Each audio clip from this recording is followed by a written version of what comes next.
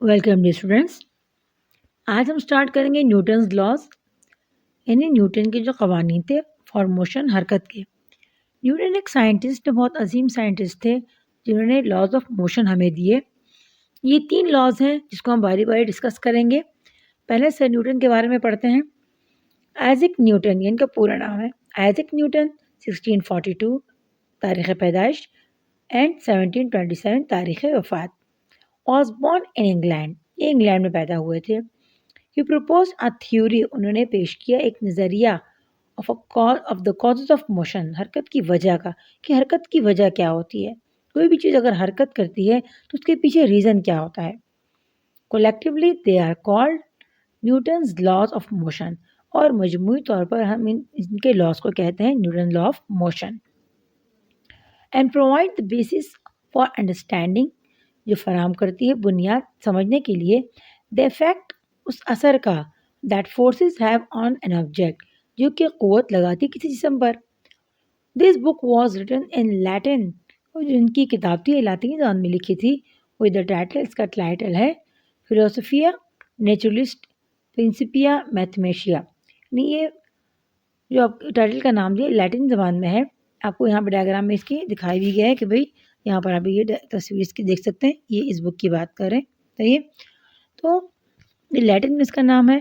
अब इंग्लिश अगर टाइटल दिया जाए इसको, तो the English title of Newton's 1687, जो 1687 में इसकी बुक थी न्यूटन की। अगर इसका टाइटल आप देखें, यहाँ पर जो बुक दिखाई गई है आपको, तो treatise is the mathematical principle of natural philosophy, which is often referred to as Newton's Principia, जिसको हम आमतौर पर न्यूटन के उसूल या न्यूटन के हरकत के कवानीन कहते हैं।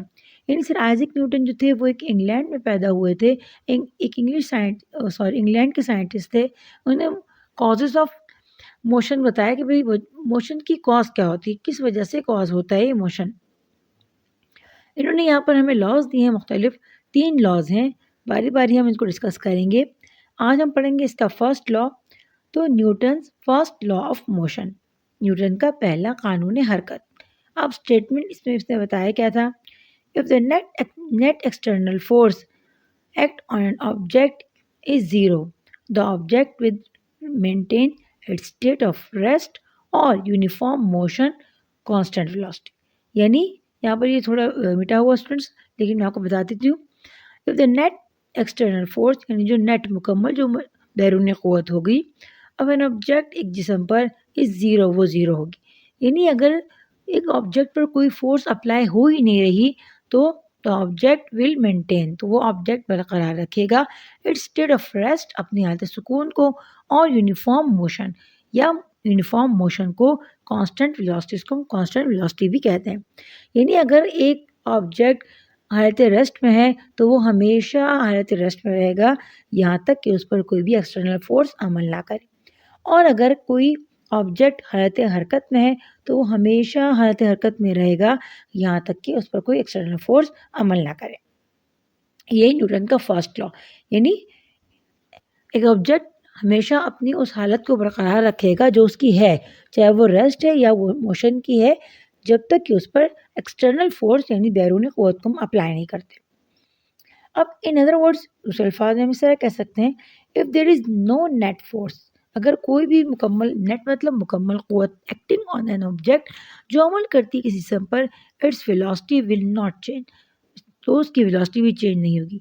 यानी कि अगर कोई फोर्स लग ही नहीं रही तो वेलोसिटी चेंज होने का सवाल ही पैदा नहीं होता। If it is at rest, अगर वो ऑब्जेक्ट एट रेस्ट में है यानी सुकून की हालत में है, साकित है, it will remain at rest, तो वो हालत सुकून में रहेगा।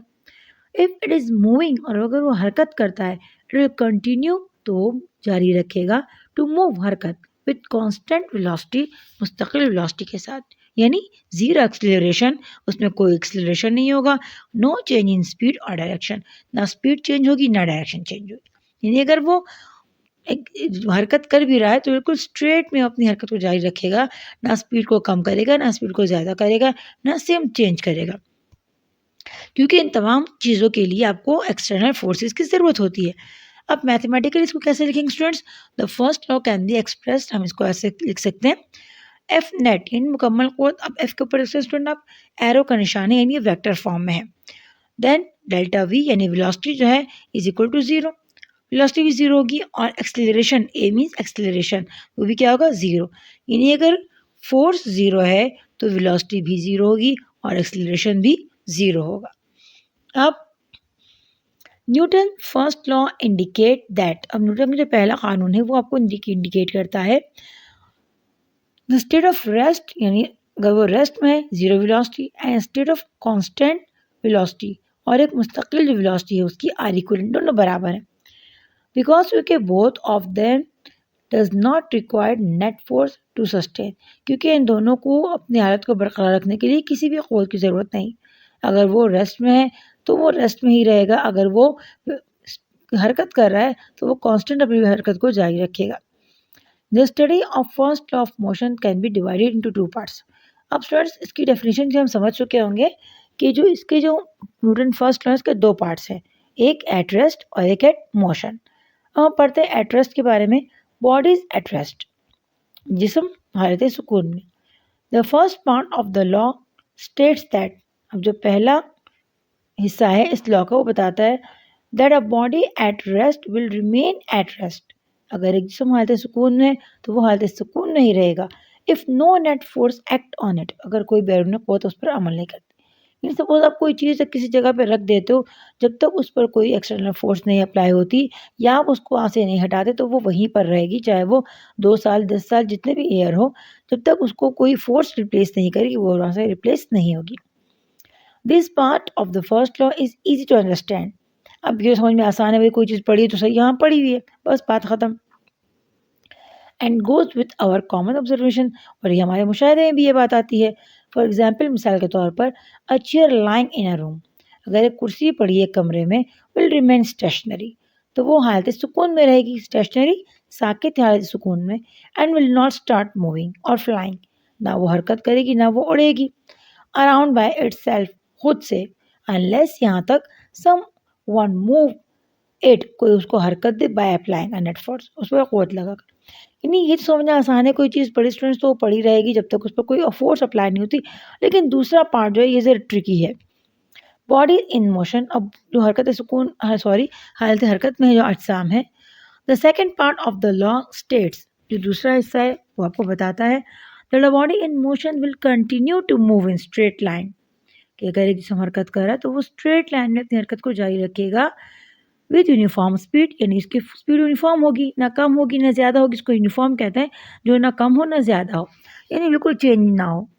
If no net force act on it, अगर कोई भी क़ुव्वत पर अमल ना करे। हाँ, और जबकि our daily observation is against this, हमारे रोज़ाना का मुशाहिदा इसके खिलाफ है, यानी कि अगर एक जिस्म हरकत कर रहा है तो वो उस वक्त तक नहीं रुकेगा जब तक कोई फोर्स अप्लाई नहीं होती। लेकिन अगर हम देखें स्टूडेंट्स तो हमारे ऑब्जर्वेशन से उलट है। कैसे उलट है? हाउएवर जबकि our daily observation is against this. For example मिसाल के तौर पर if you roll a ball, अगर आप एक बॉल को रोल करते हो या लात मारते हो या उसको ऐसे ही रोल कर देते हो, it's come to rest after some time, तो कुछ वक्त के बाद वो खुद ही रुक जाती है। यानी आप बॉल को थ्रो करो या किक करो तो वो थोड़ी दूर जाकर खुद ही रुक जाती है। अब यहाँ पर क्या हो गया, हमने तो कहा कि फोर्स अप्लाई नहीं होगी तो नहीं रुकेगा, लेकिन यहाँ पर भी सिर्फ फोर्स अप्लाई हो रही है। But careful study of the motion of a moving ball, अगर आप एहतियात से मुताला करें या गौर मुताला करें उस हरकत करते हुए बॉल का, शोज दैट, तो आपको बताएगा देयर आर फोर्सेज, उस पर क़ुव्वतें अमल कर रही हैं, वहाँ क़ुव्वतें हैं। कौन सी क़ुव्वत स्टूडेंट्स? तो लाइक फ्रिक्शन, अब एक फ्रिक्शन है, रगड़, यानी वो ज़मीन या फर्श के साथ रगड़ खा रही है। एंड एयर रेजिस्टेंस, और हवा जो कि हर जगह मौजूद है। Which oppose the motion of the ball, जो कि अपोज यानी रोकती है बॉल की हरकत को। यानी अगर हमें तो नज़र नहीं आ रही कोई फोर्स, लेकिन फोर्सेस मौजूद है। अगर अगर हमें कोई चीज़ नज़र नहीं आती स्टूडेंट्स, इसका मतलब ये नहीं कि उसका वजूद नहीं। दुनिया में ऐसी बहुत सी चीज़ें हैं जिसको हम नहीं देख सकते लेकिन वो मौजूद है। तो यहाँ पर भी जो बॉल है वो इसलिए रुक जाता है क्योंकि वहाँ पर फ्रिक्शन और एयर रेजिस्टेंस पर अमल कर रही हैं। दिस मीन दैट, इसका मतलब ऑब्जेक्ट विथ कंटिन्यू, ऑब्जेक्ट जारी रखेगा टू मूव, हरकत करना, इन स्ट्रेट लाइन, सीधी लाइन में, फॉर एवर, हमेशा के लिए, विद यूनिफॉर्म स्पीड, यकसा रफ्तार से, if the forces opposing the motion of the object are removed, अगर वो क़ुव्वतें जो कि उसको रोकती हैं उसको आप रिमूव कर दो, यानी अगर पोल से आप एयर रेजिस्टेंस को और फ्रिक्शन को हटा दो तो ये भी स्ट्रेट लाइन में हरकत करती रहेगी। इन स्पेस खला में where there are negligible opposing force, जहाँ पर जो अपोजिंग फोर्स है वो ना होने के बराबर है, objects move in a straight line, object हरकत करती हैं स्ट्रेट लाइन में। And no applied forces has to be maintain by an engine to keep them moving, और कोई भी क़ुव्वत नहीं जो कि मेंटेन रखें उसको कि वो क्या करें, वो हरकत अपनी जारी रखें या अपनी हरकत को कम या ज़्यादा करें। यानी स्पेस जिस वक़्त से अल्लाह ने बनाई है उस वक़्त से ये एक्सपैंड हो रही है और ये कंटिन्यूअसली मोशन में है। क्यों? क्योंकि वहाँ पर अपोजिंग फोर्सेस नहीं है, तो ये अपनी हरकत को जारी रखे हुए। होप स्टूडेंट्स आपको आज का लेक्चर समझ में आ गया होगा। इंशाल्लाह नेक्स्ट लेक्चर में हम इनर्शिया के बारे में डिस्कस करेंगे कि इनर्शिया क्या है और ये किस तरह अमल करता है। तो अगर कोई बात समझ में ना आई हो आप कमेंट करके पूछ सकते हैं। तो बहुत सारा ख्याल रखिएगा, तो हमें ज़रूर याद रखिएगा। टेक केयर, अल्लाह हाफ़िज़।